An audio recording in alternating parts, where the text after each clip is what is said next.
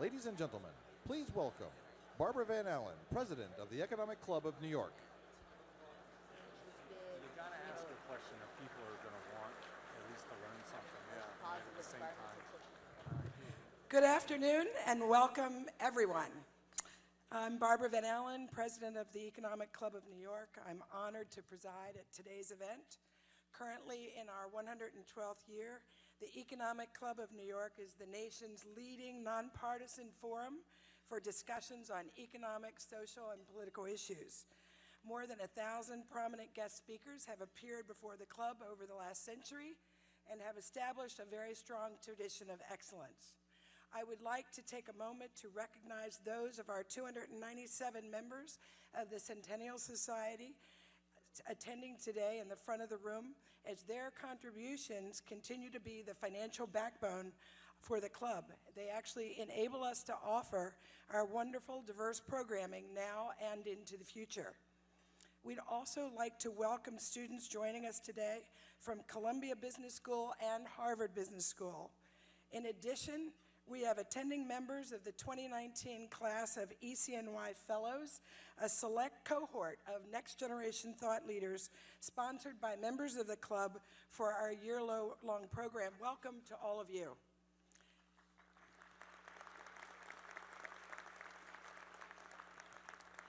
It is both an honor and a privilege for me to welcome the 45th President of the United States, Donald J. Trump.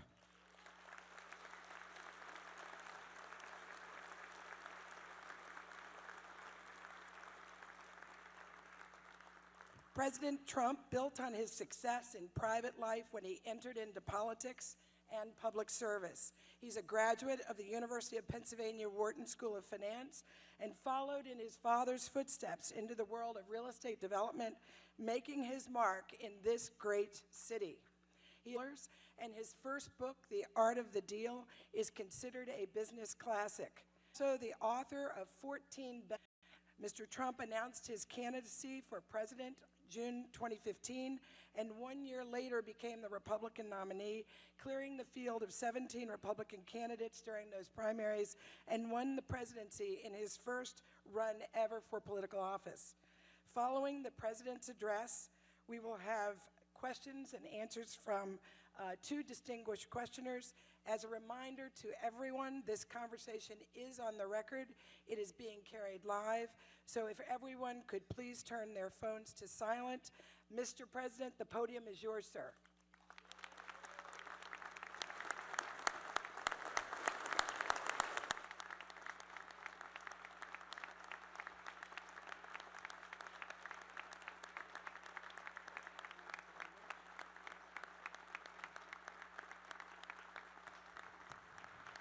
Well, thank you very much, Barbara. It's so sad that this is live.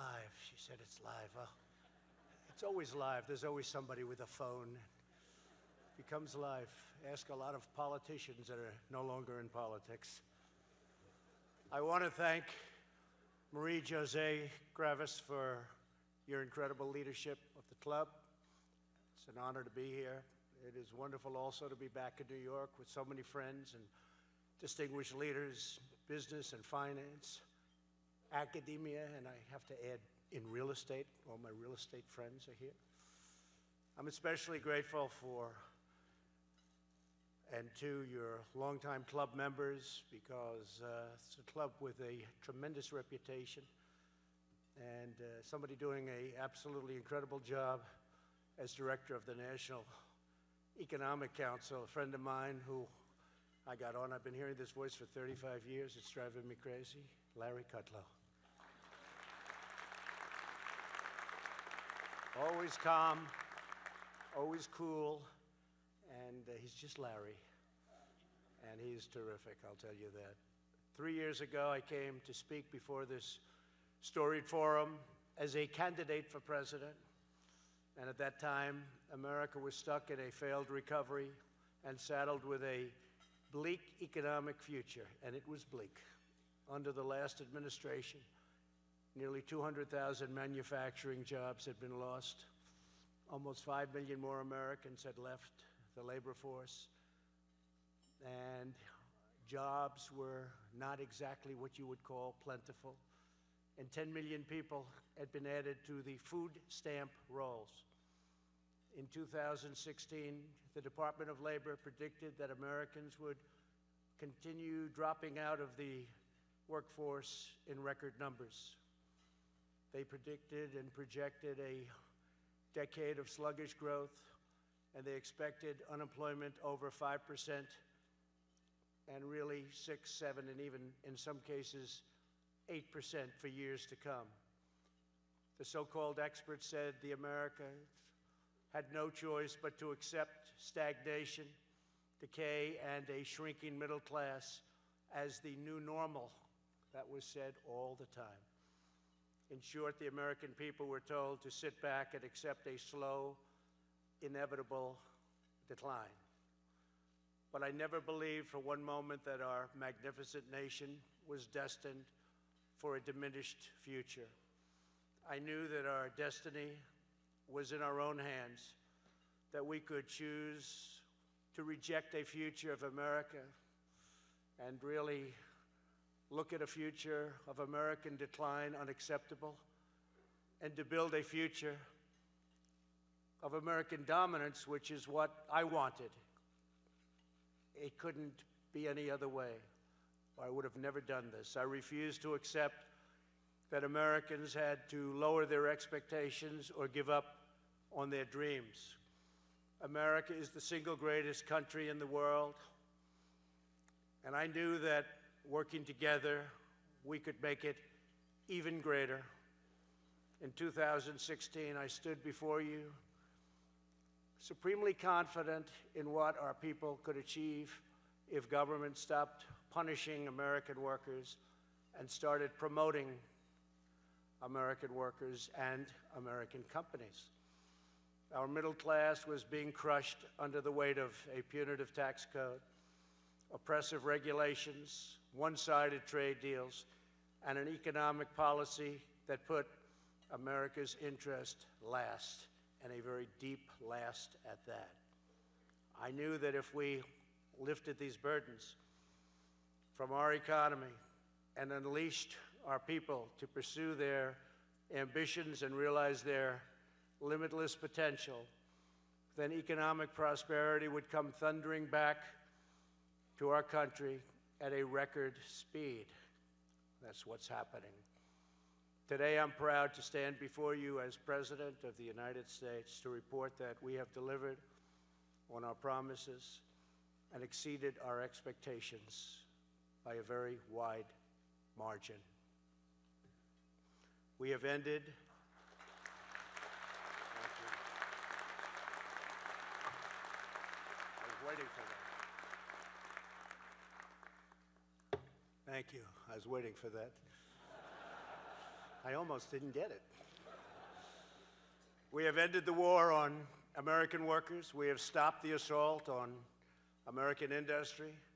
And we have launched an economic boom, the likes of which we have never seen before.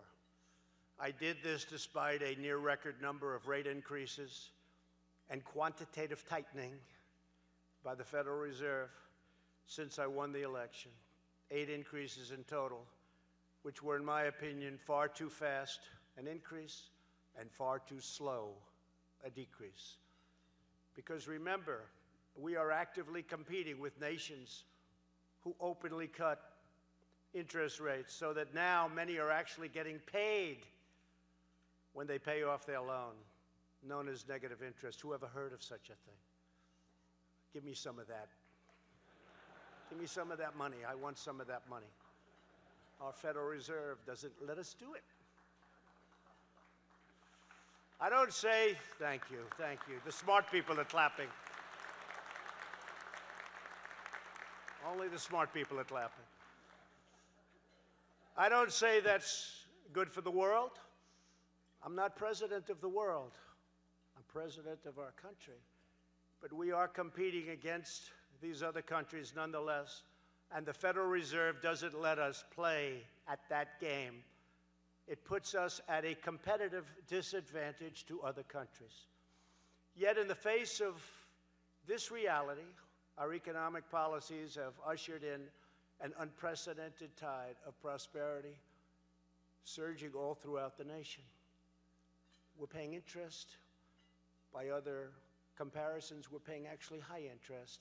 We should be paying by far the lowest interest, and yet we're doing better than any nation by far on earth. The extraordinary numbers tell the story. Back in 2016, before I took office, the Congressional Budget Office projected that fewer than 2 million jobs would be created by this time in 2019. Instead, my administration has created nearly 7 million jobs and going up rapidly. We beat predictions. Thank you. We beat predictions by more than 3 times the highest estimate that I saw during the campaign. Nobody thought it was even possible to get close to a 7 million number. 2 million was maxed out if you were lucky and if you did a great job. Unemployment has recently achieved the lowest rate in 51 years. African American unemployment, Hispanic American unemployment, and Asian American unemployment have all reached the lowest rates in history. Women's unemployment, the best numbers in 71 years. We expect that that number of 71 years, which isn't good compared to the other numbers, is it? But women also will soon be historic, we think. Blue-collar jobs are leading the way in our middle-class boom. We've added 25,000 mining jobs, 128,000 energy jobs, 1.2 million manufacturing and construction jobs, and manufacturing was supposed to be dead in our country. You would need, according to a past administration representative, at the highest level of that past administration, you would need a magic wand to bring back manufacturing jobs. Well, we brought them back, and we brought them back to over 600,000 manufacturing jobs as of today.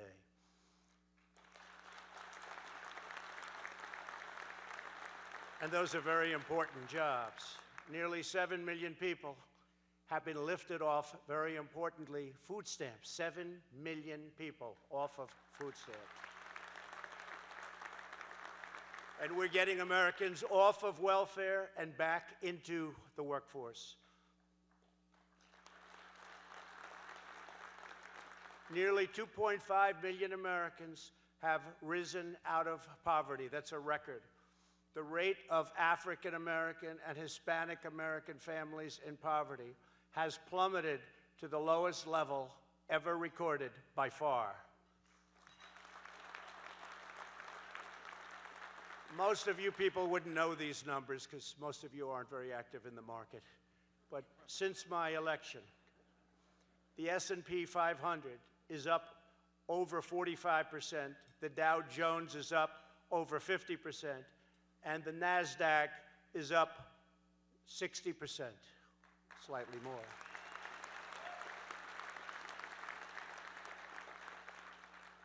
And if we had a Federal Reserve that worked with us, you could have added another 25% to each one of those numbers. I guarantee you that. That doesn't happen. But we all make mistakes, don't we? Not too often. We do make them on occasion. American markets have vastly outpaced the rest of the world. This exceptional growth is boosting 401ks, pensions, and college savings accounts for millions and millions of hardworking families. You hear so much about inequality and all of the differences and all of the problems. The single biggest benefactors of what we've done are middle-class workers and low-income families. It's been amazing, actually. Altogether, we've added nearly $10 trillion of new value to our economy. That's in a short period of time.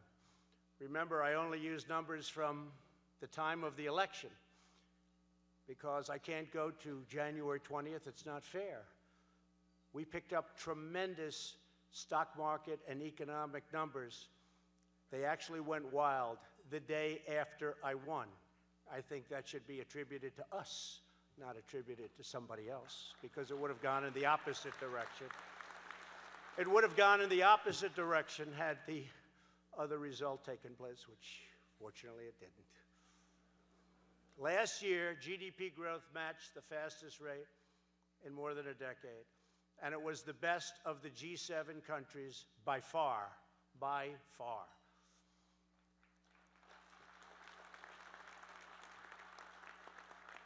Perhaps most importantly, after years of stagnation and decline, American wages, salaries, and incomes are rising very fast. Median household income is now at the highest level in the history of our country.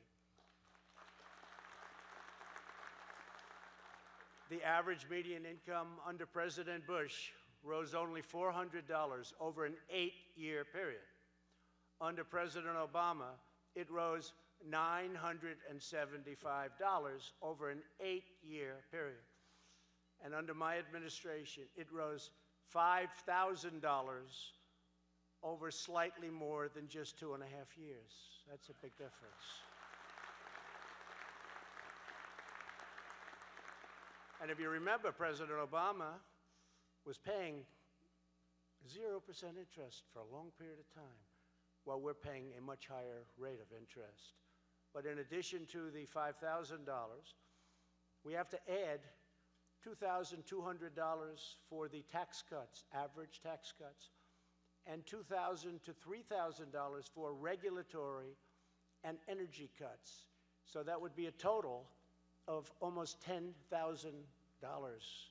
versus $400 and versus $975. So that's something. So you have over 8 years, you have $400. Over 8 years, you have $975. Over 2.5 years, we're almost up to 3, but this was done and calculated only as of 2.5, and it's only gone up since then. We're at almost $10,000. So our consumers, because of this, are in the best shape probably in the history of our country, and I think it's going to be very long-lasting, very, very long-lasting. This also allows me the latitude and timing to take some of the horrible, incompetent, just terrible trade deals that have been made over the years and make them great. It's like make America great again, make the trade deals great. I don't know if I can use the word again. Make them great, period, because I don't think they were ever any good. Haven't seen it. We were great, and then we weren't so great, but we're great again. And by the way, on jobs, just now, I'm glad this is today, because just now, they just announced we have the highest number of people working in our country, in the history of our country, almost 160 million people. We've never been close to that number.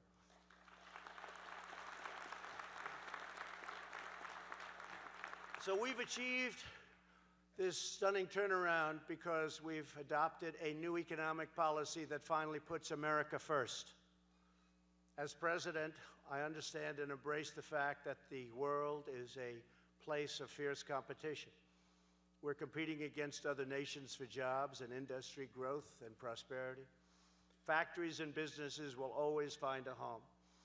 It's up to us to decide whether that home will be in a foreign country or right here in our country, our beloved USA, and that's where we want them to stay and be and move to.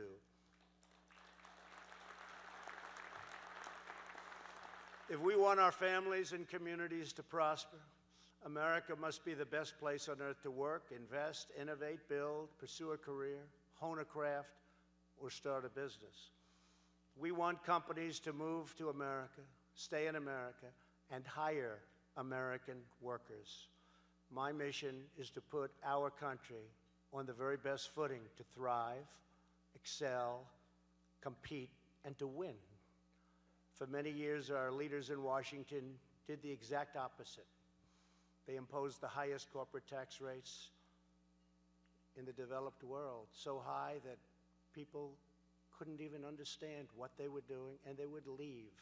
Very, very smart executives didn't want to leave, but they would leave, sending our jobs and everything else all aflutter.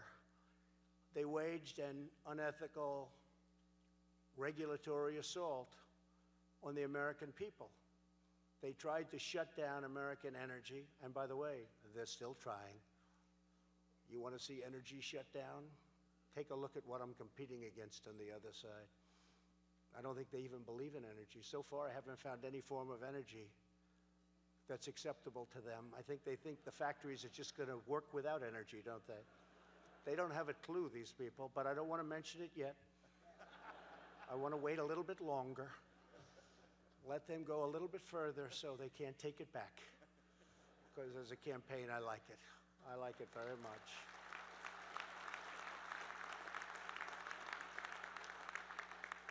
Let them keep talking. Every time they talk, I say, boy, this looks like it might be easier than I anticipated. They passed the disastrous trade deals that encouraged the shuttering of American plants and the offshoring of American jobs by the millions. In short, the failed political class sold out American workers, sold out American prosperity, and sold out the American dream. This was the alarming situation I was elected to end. And ending it's never that easy. You see that. You do have people that want to keep it going that way, but they're losing, and they're losing now rapidly and fast. Those days are gone, and we're not going back. As you know, one of the key insights of economics is the power of incentives. Unlike past leaders, my goal is to ensure that this power works for America's favor and for America's workers and for America's companies. We want the incentives created by our tax, trade, regulatory, and energy policies to be pro-growth, pro-worker, and 100% pro-American, and more is yet to come. If we take back the House in 2020 and retain the Senate and the White House, you will see things that even this room, and you've experienced a lot of great times over the last 2.5 years, but even you will be surprised to see. We have tremendous economic potential. We have tremendous potential. We have tremendous economic potential. At the heart of our economic revival is the biggest tax cut and reforms in American history. We provided massive relief for working families, saving $2,000 a year for a typical family of 4. To bring jobs back, we lowered our business tax rate from the highest tax rate in the developed world down to a very competitive number, not quite the lowest, but getting close. And we may even be able to get there one day, in the not too distant future. And by the way, we're taking in more tax revenue with these greatly reduced rates, 21%, and it was 39, but when you added everything else, it was well into the 40s. And you couldn't bring your money back because that was prohibitive, both ministerially and from an economic standpoint, the rate was so high. But we brought it down to a level that we're very proud of, and we think we can bring it down still more, and yet we have more tax revenues coming in to our Treasury than we've ever had before. That tells you something right there. Since then, nearly $1 trillion have returned to our shores where that money belongs. Couldn't get it back. No matter what you did, you couldn't do it. It was not only the rate being so high, but the bureaucracy, the documents, the signings, nobody could do it. To promote investment in distressed American communities, our tax plan created nearly 9,000 opportunity zones, which are one of the biggest successes that you've ever seen.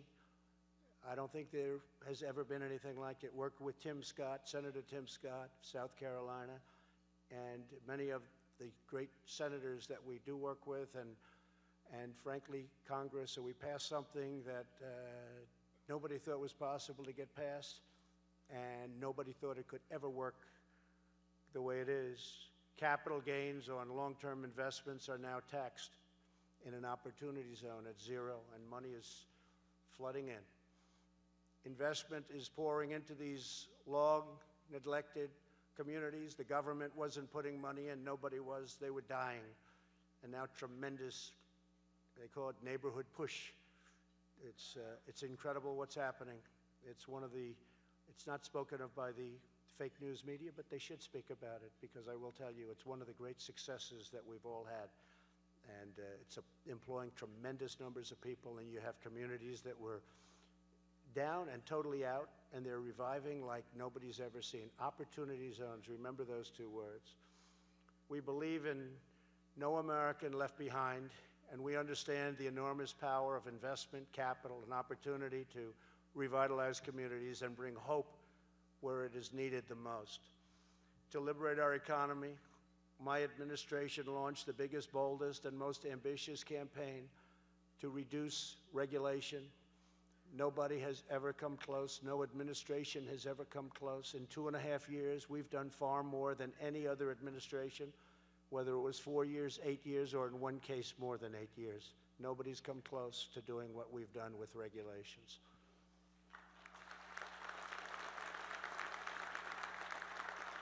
And I happen to think, as great as the tax cut was, the largest in our history, I really happen to think that the regulation cuts may have had an even bigger impact on the economy, and it was quicker because we were able to do them very early in the administration, earlier than the tax cuts.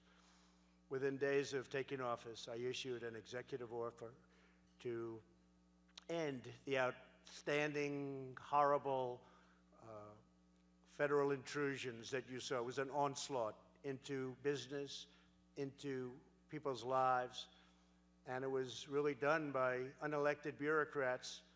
They were really accountable, and nobody held them accountable. And sometimes it's not pleasant to hold them accountable, but I do it. I do it. And we had no choice because we were going nowhere fast.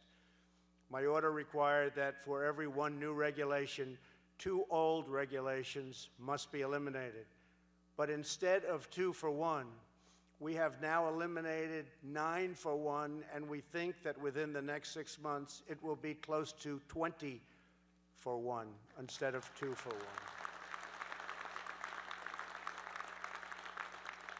And it sounds like a lot, but you have no idea when you look at the piles and piles and piles of regulation on each one of our great secretaries. We have some great people working here.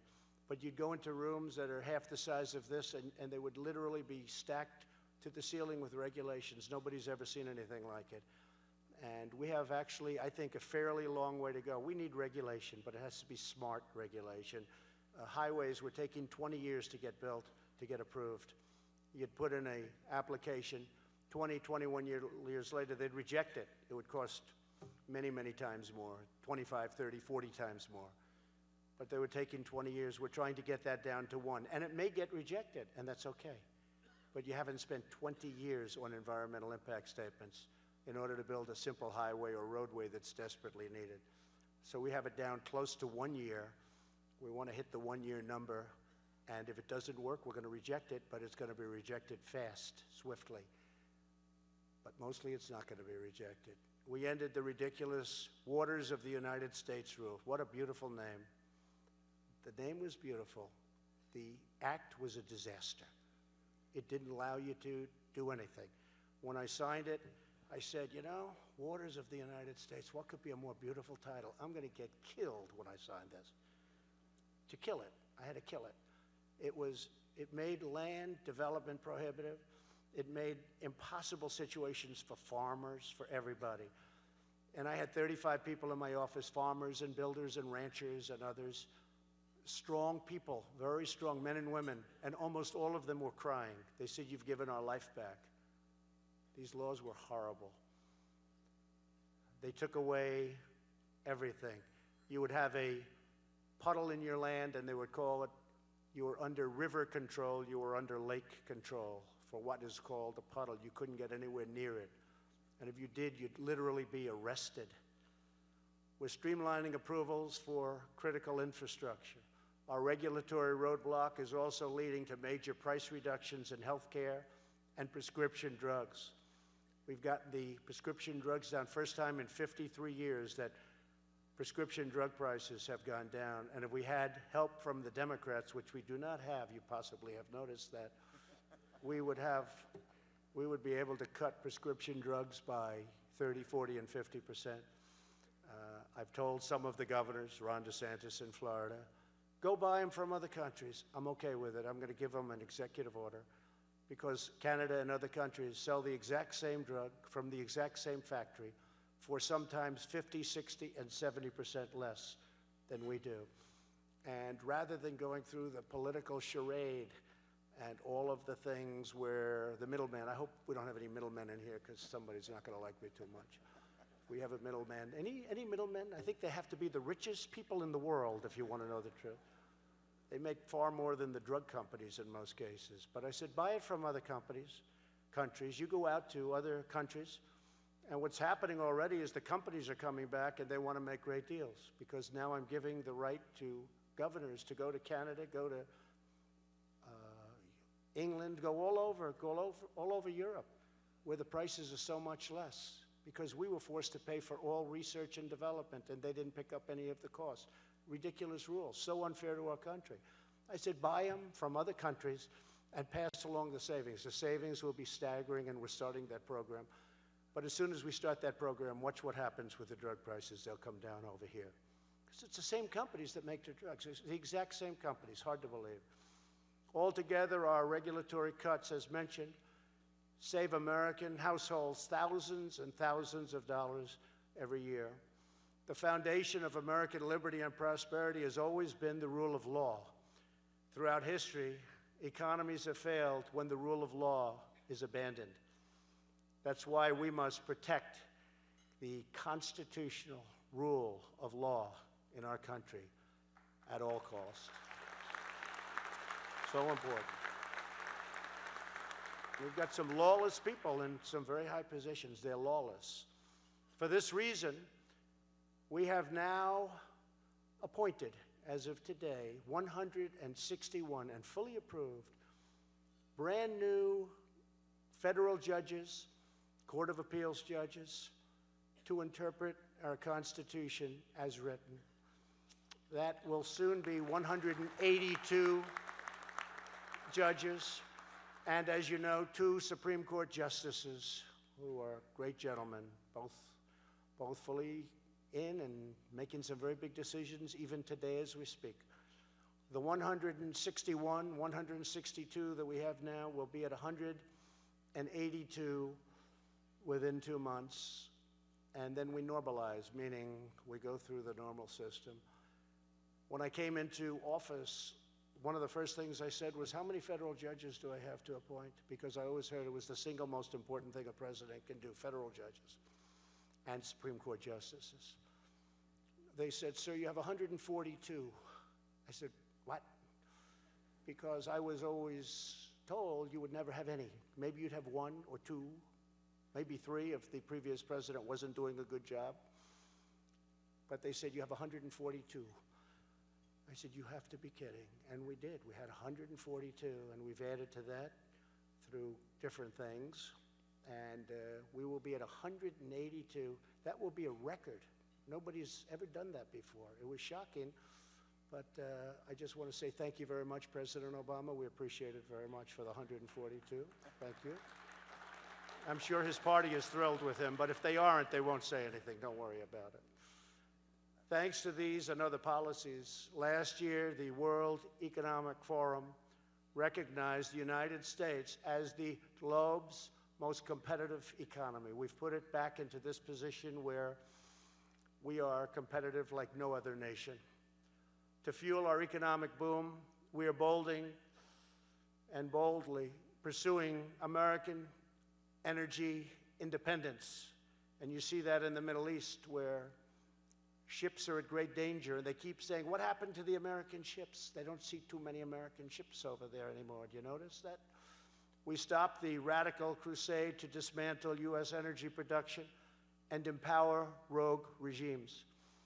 We withdrew from the one-sided, horrible, economically unfair, close your businesses down within 3 years, don't frack, don't drill, we don't want any energy, the horrible Paris Climate Accord that killed American jobs and shielded foreign polluters. It was a disaster for this country. Ask them, how are they doing in Paris with your Paris Accord? Not too good.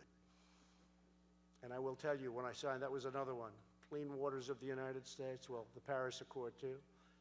And I said, this is going to take guts. I just closed my eyes and I signed it.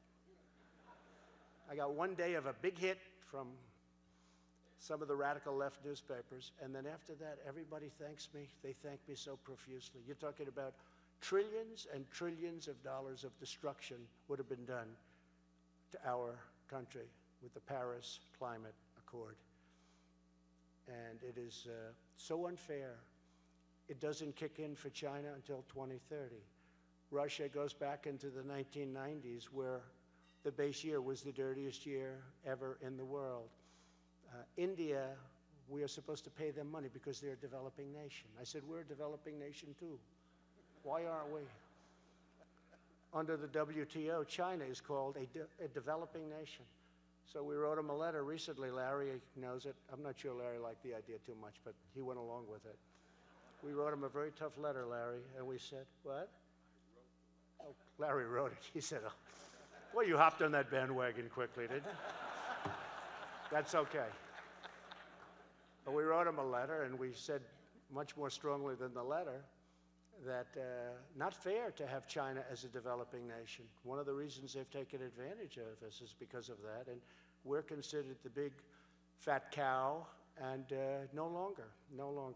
We have a lot of things to work out. And I will say this, because they know that I'm very tentative on the WTO, we're winning cases for the first time. We just won a $7.5 billion case. We never won cases. They'd rule against us because they said, hey, don't worry about the United States.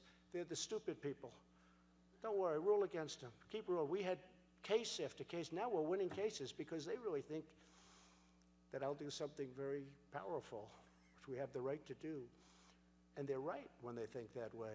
And we're winning a lot of cases at the WTO level that we never even would have thought of winning before. America is now the #1 producer of oil and natural gas on the entire planet Earth. Net energy imports.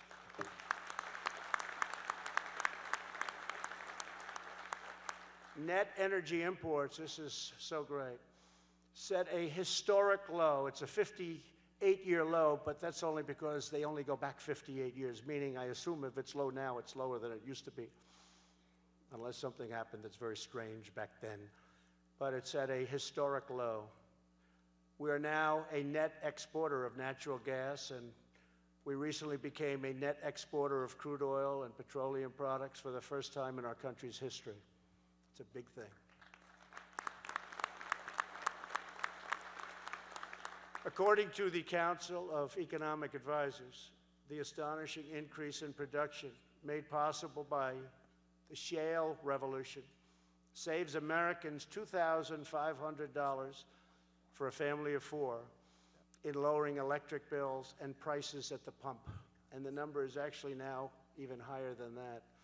My administration is also restoring the principle that to be a strong nation, America must be a manufacturing nation. These are great jobs. These are brilliant, great people that know how to manufacture. These people were underappreciated and undertaken care of, but we take care of them. We cherish them. Past leaders wrote off American manufacturing as dead, but their policies were the ones that were actually killing it. We killed manufacturing. That's why we were losing all those jobs, because we made it impossible to manufacture. We've opened it all up. After losing, and this is a number that's hard to believe, and I've been saying it for 3 years, and I know it's right because the fake news has never corrected me. If it was wrong, it would have been headlines. Trump made a mistake. But they can't say it. After losing 60,000, can you believe that, factories under the previous 2 administrations, America is now gaining over 10,000 brand new, beautiful factories, and many, many more than that want to come back in, because under my administration, we're producing jobs and incentives for these companies to come back. I'm calling, as an example, Prime Minister Abe of Japan. I say, Mr. Prime Minister Shinzo, we have a tremendous problem. We have big deficits with your country. You got to start building plants. He's building many, many car plants now in the United States that he would have never built here if you didn't have this kind of a president. and he's very happy to be doing it. But they're all coming back to the United States. They want to be where the action is. Very simple. They want to be where the action is. This is where the action is. There's nobody close. There's no country close. When I meet with the leaders of countries as they come in, kings and queens and prime ministers and presidents and dictators, I meet them all. Anybody wants to come in. Dictators, it's okay. Come on in. Whatever's good for the United States. We want to help our people. But the first thing they say to me almost always, congratulations on your economy. They all say it, congratulations. It's incredible what's happened to your country. It's incredible what's happened to your economy. First thing they say in almost every instance. But central to this comeback is a series of bold initiatives to reform a broken system of international trade. We want thriving commerce with as many countries as possible, but trade must be fair, and to me it must be my favorite word, reciprocal. It's not reciprocal. We're getting it to be much more reciprocal. The American market is the most valuable and coveted market anywhere in the world. Those who want access must play by the rules, and they have to respect our game and our laws, and they have to treat our workers and businesses fairly, not the way they've been treating them over the last 25 years.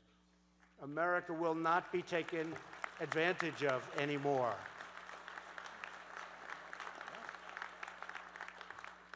Many countries charge us extraordinarily high tariffs or create impossible trade barriers. Impossible. And I'll be honest, European Union, very, very difficult. The barriers they have up are terrible, terrible. In many ways, worse than China. We're working on legislation known as the United States Reciprocal Trade Act, meaning quite simply, what's good for them is good for us. They want to charge us, we charge them. It's a very simple thing. Even people that aren't well-versed in what we all do say, I went to a couple of senators, went to Lindsey Graham. I said, Lindsey, let me ask you, what do you think of that? They're charging us 100%, we'll charge them. That makes sense to me. Really does make sense to everybody. Because it's very unfair the way we're treated by certain countries. There are certain countries that the average tariff is over 100%. And we charge them nothing. And then they call it fair trade. That's not fair trade. That's stupid trade. Of course, this will be subject to regaining the House to be able to do these things. Nowhere has the change in U.S. strategy been more vital or dramatic than in our dealings with respect to China. Before my election, Washington politicians stood by and did nothing while China ransacked our companies, stole our intellectual property, subsidized their industries at the expense of ours, and dumped their products in a deliberate strategy to close American factories all across our land. For many years, Americans, leaders have just sat back. Maybe they didn't understand what was going on. It's impossible to believe that. But they just let it happen.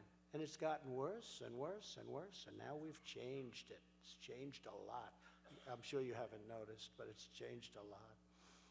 In particular, since China's entrance into the World Trade Organization in 2001, no one has manipulated numbers better or taken advantage of the United States more. And I won't use this word cheated. I will not say the word cheated. But nobody's cheated better than China, but I will not say that. We'll say that off the record, okay? And there's only about 600 cameras back there. In fact, that is a big group up there. Good, I hope you use it, because it's true, and they understand it's true. And I don't blame China, by the way. I blame our leaders, because we should have been doing what they were doing. They did it to us. We didn't do it to them. We were defenseless. We had no leadership. This is for a long time. This is long beyond the Obama administration. So I don't blame them. I said this to President Xi. I was making a big speech in China. I had 5,000 people in front of me, and I was talking about how bad China was. And I said, this is not going over well. I was in Beijing, this massive hall, and I looked down at President Xi. He was sitting right where Larry is. He was not as imposing a figure as Larry Kudlow, but he was quite imposing. And I said, I said, you know, I think he's getting very angry. And then I realized, how do we save this? This is going to be a disastrous afternoon. And I said, but I don't blame China. I blame our leaders. And then I realized it's true. I blame our leaders for allowing it to happen. I've told that to you and many people many times. But the theft of American jobs and American wealth is over. They understand that. My administration has taken the toughest ever action to confront China's trade abuses. We're taking in billions and billions of dollars in tariffs that China is paying for. We're not paying. China is paying because they're devaluing their currency to such an extent, and they're pouring tremendous amounts of cash into their system. They're having the worst year in more than 57 years, more than half a century. Their supply chains are cracking very badly, and they are dying to make a deal. We're the ones that are deciding whether or not we want to make a deal. We're close. A significant phase one trade deal with China could happen. Could happen soon. But we will only accept a deal if it's good for the United States and our workers and our great companies, because we've been hit very hard. We'd have deficits for many years, go back many years, $500 billion a year, not million. $500 million a year is a lot. $500 billion a year trade deficits with China. And we have them with many other countries, just not nearly as large. China probably makes up almost 60% of our deficits. We also renegotiated the last administration's failed trade agreement with South Korea. It's a terrible agreement.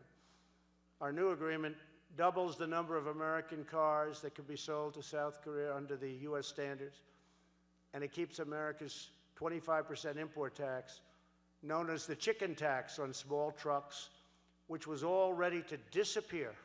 It was going to disappear. The deal from the previous administration was projected by them to add 250,000 jobs, and they were right. It did add 250,000 jobs. Unfortunately, the jobs went to South Korea, not to the United States. That's what we got stuck with.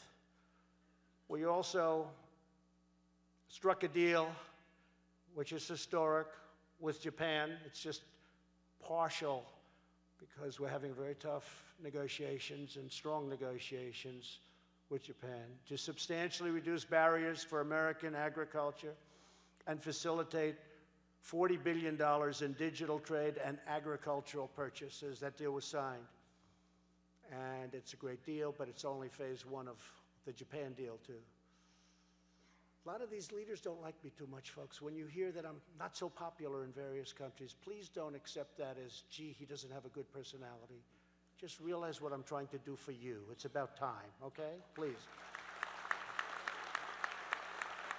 They recently came out with a poll that President Obama is much more popular in Germany than I am. I said, guess what? He should be. He should be. The day I'm more popular than him, you know I'm not doing my job. Let's put it that way. Because we're treated very badly by countries. They take advantage of us, and they have for many, many years. It's hard to break that cycle. But we're breaking it, and we're getting along with them, believe it or not. We're actually, I think they respect us far more today than they ever have, if you want to know the truth.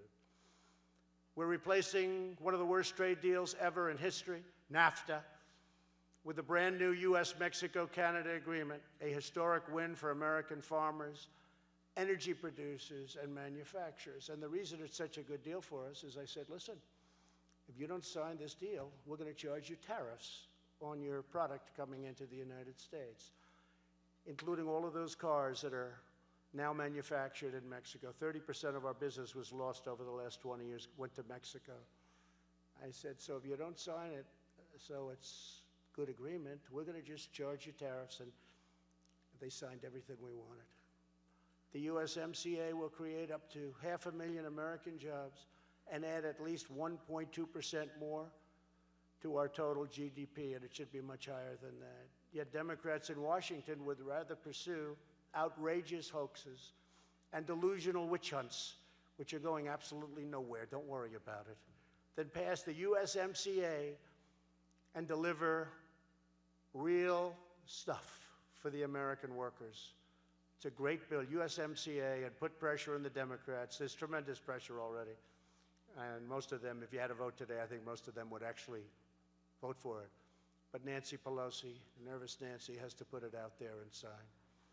And if she doesn't, she's doing her party a tremendous disservice, and she's doing this country a tremendous disservice.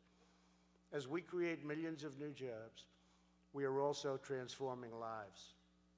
Under the last administration, nearly 1.8 million Americans in their prime working years simply gave up. They gave up looking for work altogether and dropped out of the labor force. Under my administration, 2 million prime-age Americans have come off the sidelines already, people that we thought maybe would never work again, and they've fully rejoined the labor force, something we're very proud of. And this includes a group that was having a hard time from the day of our founders, the day they signed. These people have had a hard time. They're former inmates, people that went to jail, who are getting a fresh start thanks to the landmark criminal justice reform bill that I signed into law, but maybe equally so because the economy is so good. They're coming out of jail now and they're getting jobs, and I will tell you, the people that have been hiring them, and I get reports, they cannot believe how good they've been, and obviously not in all cases, but it's incredible. First time in jail, and they end up with a great job, and they cherish the job more than you would, more than I would. They can't believe what happened to them, and they're doing a phenomenal job. First time it's ever happened in the history of our country. It's really terrific.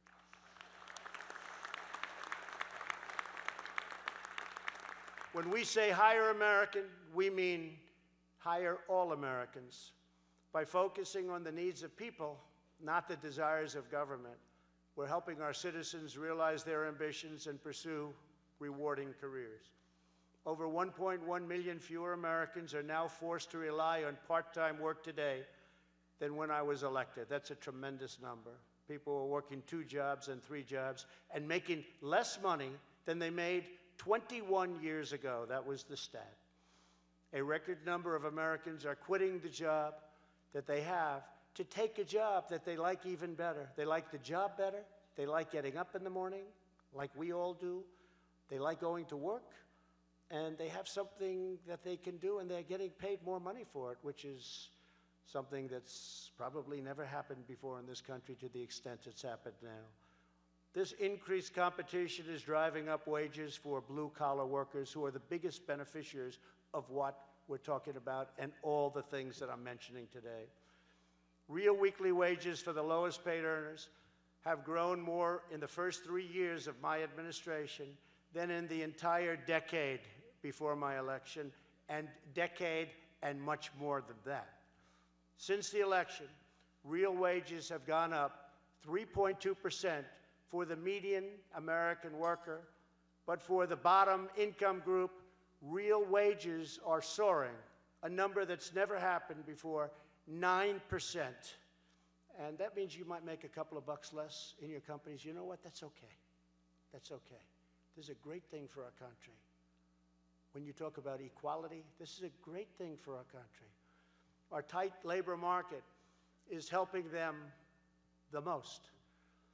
Yet Democrats in Washington want to erase these gains through an extreme policy of open borders, flooding the labor market and driving down incomes for the poorest Americans and driving crime right through the roof. They want nothing to do with looking at the people that are coming in. And some very, very bad people are trying to get in. But we're building the wall. It's going up rapidly. We have tremendous help from Mexico. Despite what you read, it was a terrible thing that you read over the last period of a few days, but also over the last years. But they have 27,000 soldiers on our border now, protecting us from people coming into our country. And because of that, I'm not tariffing Mexican goods. So it works out well for everyone. But we have 27,000 Mexican soldiers, and they play by different rules than our people. If our people speak rudely to a person coming in, it means they get the electric chair. It's a very unfair situation. Our border is so, our laws are so bad, our immigration laws. It's so sad. We have what's called loopholes, many loopholes. I could fix them in 15 minutes, but the Democrats don't want to fix them. For two reasons. They don't want to give us a win, and honestly, I think they maybe just don't care. And it would solve all of the problems, and you wouldn't need Mexico's help. But we want to thank Mexico. We want to thank the president, and I've likewise offered a lot of help because they have a tremendous problem with the cartels in their country, a problem like nobody would believe, where the cartels are almost ruling a country. And I am offering to the president of Mexico the ultimate hand, and he and I have a very good relationship. And let's ultimately see what happens. But those cartels are horrible, what they're doing. You see it every day. All you have to do is turn on the news. I want people to come to our country, but they must come in legally, and they must come through a system of merit. We now know all of our obligations. Our moral obligation is to the American workers, and we're committed to helping them climb that great ladder of success. To equip them with the skills they need, we launched the Pledge to America's Workers.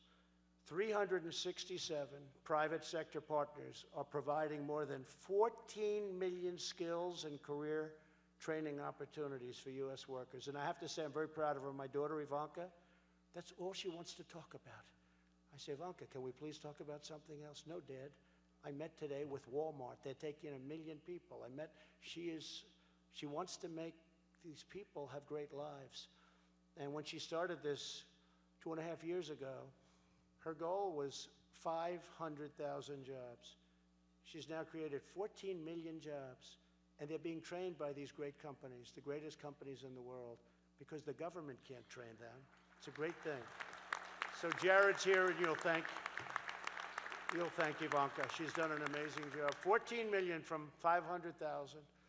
We're at 14 million and going up. Today, the world is witnessing the resurgence of a strong and proud and prosperous America. The world is a better place because of it also. But everything that we've achieved is under threat from the left-wing ideology that demands absolute conformity, relentless regulation, and a top-down control of the entire U.S. economy. Far-left politicians in our nation's capital want a massive government takeover of health care. They want to give government bureaucrats domination over every aspect of your business and your life. They want to eliminate American oil and natural gas. They want to enlist us in global projects designed to redistribute American wealth and kill American jobs all over our nation. Washington's Democrats and their radical agenda of socialism would demolish our economy, reinstate the avalanche of regulations that have already ended, decimate the middle class, and totally bankrupt our nation. As long as I'm president, America will never be a socialist country.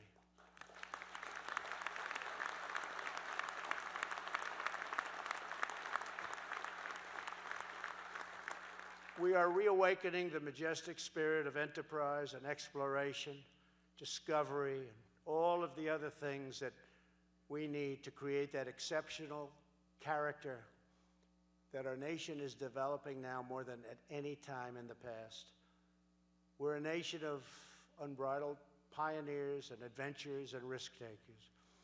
We inherit the legacy of courageous, free, and independent souls who ventured across oceans, braved the wilderness, settled the frontiers, tamed the Wild West, and raised up towering cities of concrete, iron, and steel. Our American ancestors produced miracles of science, lost so many lives, but launched revolutions in technology, created groundbreaking new industries, built the railroads that linked our cities, fashioned the skyscrapers that touched the clouds, and gave us the most prosperous nation to ever exist on the face of the earth. This is our American heritage. This is who we are. This is who we will forever be. We believe in the dignity of work and the nobility of each and every American worker.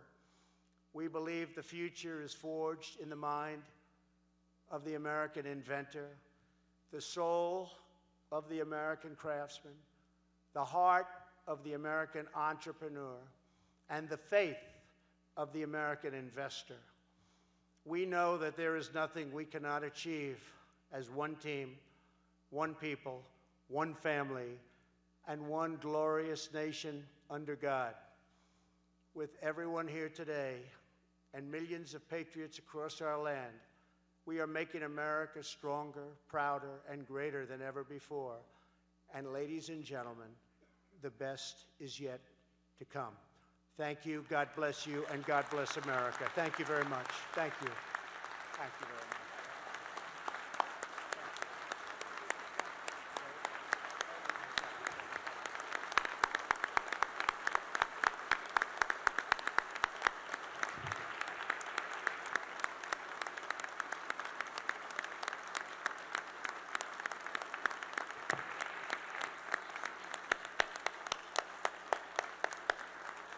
Thank you, Mr. President, for your insights and the great work that you do, sir.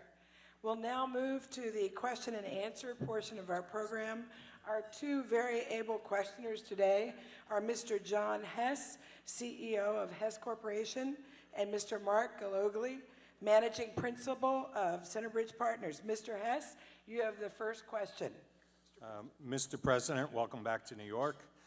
Mr. President, you've been a tough negotiator to address unfair trading practices and ensure that U.S. businesses get fair treatment. But there's a growing consensus that the trade war has a cost and is weighing on our economic growth and capital spending. As you know, capital spending in the United States last year was up 10%. This year, it's flat.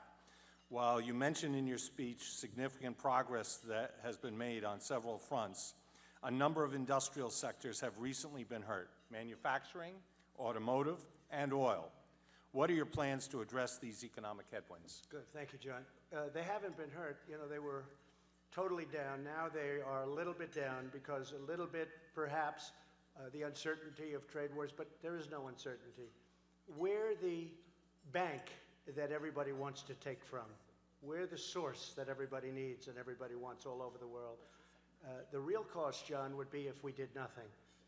The cost of doing nothing was killing us as a country, our national debt and so many other things, but it was killing us. So when you say, gee, let's just, because perhaps this is an assumption based on the question, gee, let's just keep it the way it is with China, that would be the real cost. We can't do that. One of the things I was able to do with China, as an example, we've taken in, I mean, we'll soon be up to $100 billion in tariffs, and you haven't seen inflation, and you haven't seen, in many cases, price increases. Our farmers, because I have a very good relationship with our farmers, our great American farmers, I call them patriots, they were hurt very badly by China because China targeted them because they were my vote, the whole middle of the country. It's a beautiful thing to see, I will say. But they targeted them, and I said to Sonny Perdue, our Secretary of Agriculture, Sonny, how much is it? He said, the year before last it was 12 billion, and this year it's 16 billion in orders. I said, that's okay, Sonny. We're going to give them 28 billion. We're going to take it right out of the tariffs, and hopefully the farmers will say, thank you very much, China. And we distributed 2 years, $28 billion around to China, around from China into our farmers and farms and ranchers and all of the people that were targeted. So I would say in a rough manner by China. I would say in a very rough manner. And now China's coming back, and as you know, they're already starting big buys, very big buys, and the farmers are very happy. The incredible thing with the farmers is they don't want a subsidy, they don't want a handout. But in this case, I thought it was something that I wanted to do, and I was able to do it. $28 billion, and after that we had tremendous amounts of billions left over that we could use. Actually, we could use it for tax reductions, we could distribute it to people. And again, if we don't make a deal with China, look, I had a deal. We had a deal. This gentleman can tell you. We were so close to a deal. The hard points were negotiated, opening up China, intellectual property, all sorts of tremendous penalties. And then one day we get a call, 7 months ago, we get a call, they'd like to see us, and we saw them, and they explained why they can't do 3 or 4 things that we were already agreed to. And I said, okay, hey, look, I'm in the real estate business in New York. I've heard that before, sadly. It wasn't like, oh, gee, I'm so shocked. But I was a little surprised. You know, it's China. They're not supposed to do that. But they did, and I'll tell you what, I'll bet you they wished they didn't do it. Then I put on 25% tariffs on everything coming in, on the first $250 billion of product. It's going to 15% very soon. And I tell this to Larry, I tell it to everybody. If we don't make a deal, we're going to substantially raise those tariffs. They're going to be raised very substantially. And that's going to be true for other countries that mistreat us too, because we've been mistreated by so many countries. It's hard to believe. There are a few that haven't mistreated us. And, you know, I can't blame them if you can get away with it. This is why I blame our past leadership. I don't know how it's gotten this way. So we'll have a trade deficit of, over the last, you know, long period of time, close to $800 billion. Who ever heard of this? $800 billion of trade deficit. It's supposed to be the other way around. So we're changing it rapidly. It takes a while. You have statutory constraint. You have, in some cases, you take it to one phase, and then you have to, by law, wait 6 months before you can go to phase 2 and phase 3 and phase 4. But we've made a tremendous amount of progress, and we are respected on many fronts. We rebuilt our military, John, which is very important. You know, we can all talk about trade. We can all talk about judges. We can all talk about everything we're doing. But if we don't have a military in this world today, you saw what we did with al-Baghdadi last week, and we have the greatest military force on earth. It was depleted when I took over. We have to spend money on the military. Otherwise, you know, it's wonderful to have budgets, but if we don't rebuild our military, and we have rebuilt it, $700 billion, $716 billion the second year, and $738 billion this year. And our military will be at a level that nobody can even come close to competing with. And that's where we have to be. We had a military that was so depleted, so bad, the planes were so old, many of them didn't fly. I could tell you stories about ammunition. They didn't have ammunition.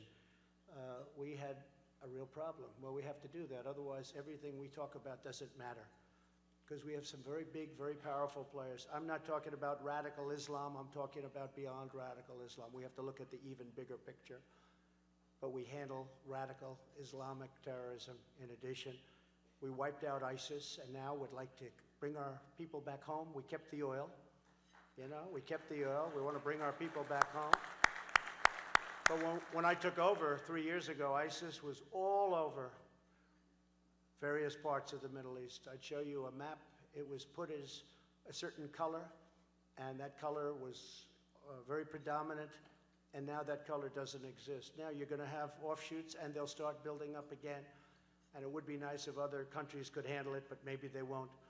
But we've decimated ISIS and captured many. But we've decimated ISIS, and we're going to have to keep it that way. That's why we got the leader, al-Baghdadi, who, when you saw those orange jumpsuits with the cutting off of the heads, standing on the beach, many young men in this case, that was all Baghdadi. And we also got his second.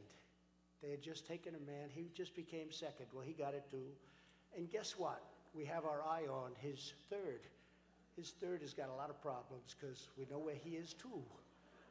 So we have to keep it that way. Otherwise, we're going to continue to have problems. You look at what's happened in Europe. I mean, what's going on in Europe is very sad when you look at what's taken place in Europe. So they have to be able to straighten out their own problems. But John, we've rebuilt our military. Our manufacturing is coming back at a very, very strong pitch. It's a little bit down from where it was last year, but last year we're doing record numbers. It's coming back very, very powerfully, and our country is really strong. And I think one of the things that we can all talk about is the $10,000 per consumer, per person, but per consumer. When you look at that, I think really we're going to go forward because our consumer is so strong and never been strong like this.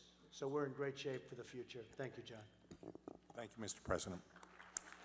Thank you. Mr. President, all the folks in the room are business leaders. Business works hard to think through and mitigate risk. how do you think about risk as it relates to trade policy and to really big issues like climate change? Well, you know, climate change is a very complex issue.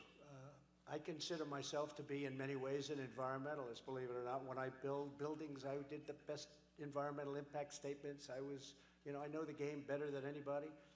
And I used to go and see my consultants that I was paying a lot of money, environmental consultants. They'd be up in Albany.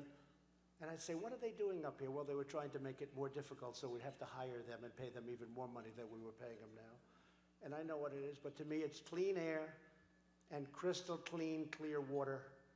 And we have now the cleanest air we've ever had in our country, and meaning over the last 40 years. I guess 200 years ago was cleaner, but there was nothing around, right? I'm not sure that it was much cleaner. You want to know that? But I want clean air. I want clean water environmentally. If you take a look, we discussed the Paris Climate Accord. That would just put us out of business. We're sending money all over. We're doing things that are unnecessary. It would have been a catastrophe. So I'm very much into climate, but I want the cleanest air on the planet, and I have to have cleaner water. And you know, when people ask the question, you're part of the question about climate, I always say, you know, I have a little problem. We have a relatively small piece of land, the United States. And you compare that to some of the other countries like China, like India, like Russia, like many other countries that absolutely are doing absolutely nothing to clean up their smokestacks and clean up all of their plants and all of the garbage that they're dropping in sea and that floats into Los Angeles, along with other problems that Los Angeles has, by the way. Isn't it amazing it ends up in Los Angeles? So, what a mess that is. But when you see this happening, nobody wants to talk about it. They want to talk about our country. We have to do this. We can't have planes any longer. We can't have cows any longer. We can't have anything. I said, what about China? I don't think they're going to subscribe to a poor student coming up with 12 years. You know, I actually heard the other day some pretty good politician. I've seen him around for a long time. Nice white hair. Everything's like central casting. You could put the guy in a movie. He was talking. I don't know if he believes this, but he was a Democrat. He said, we have 11 years. It's the first time I've heard. I heard 12. But now, see, it's been a year, so now they think we have 11 years to live. I don't know, folks. I think these people have gone totally loco. But we are, you know, they will kill our industry. They don't want oil. I mean, go to Texas. Tell Texas there will be no more drilling. There will be no more oil and gas.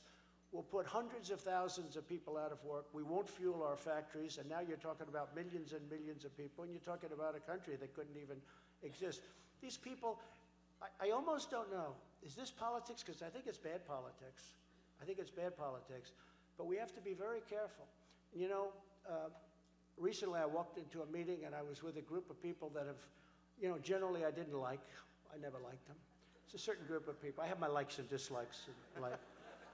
And I walked into a room, there were a couple of hundred people, very substantial people. And I said, listen, I don't have to make a long speech. Here's the story. I don't like you. You don't like me. You have no choice but to vote for me. And you will do whatever you have to do. And they said, yes, sir, we will. We will. You think you're doing a great job. The truth is, look, you have no choice. Because the people we're running against are crazy. Okay? They're crazy.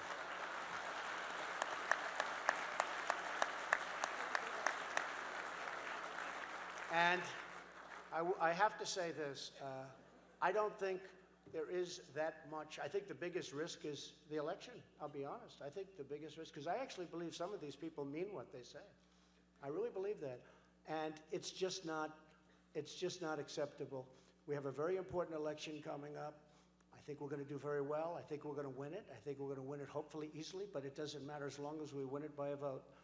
But it's going to be something very important for all of you. I have to say I have great respect for what all of you have done. I know so many of you, and we want to keep it going that way. Our country is strong. Our country is great. Our economy is probably the best it's ever been, and we want to keep it that way. Thank you all very much. Thank you.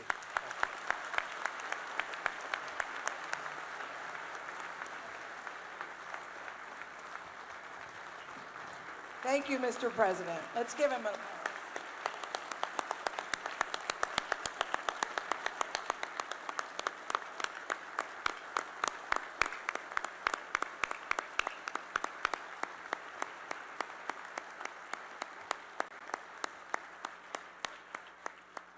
was our pleasure to host you today. Thank you so much, and we'll keep watching, sir. As you can imagine, the president has packed a lot into his trip to New York. He's not able to stay for lunch, but we appreciate him very much taking time for us. Please let's give him another hand as he and his senior staff depart the room. Thank you, Larry.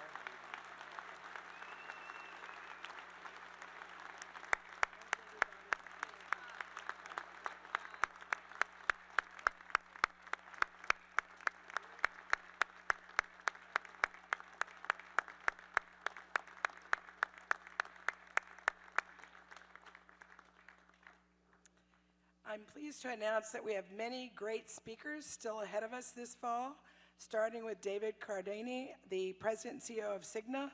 We have Michael Dell, the Chairman and CEO of Dell Technologies, coming. We have actually Dara Khosrowshahi, the CEO of Uber, Larry Fink, the founder, CEO of BlackRock.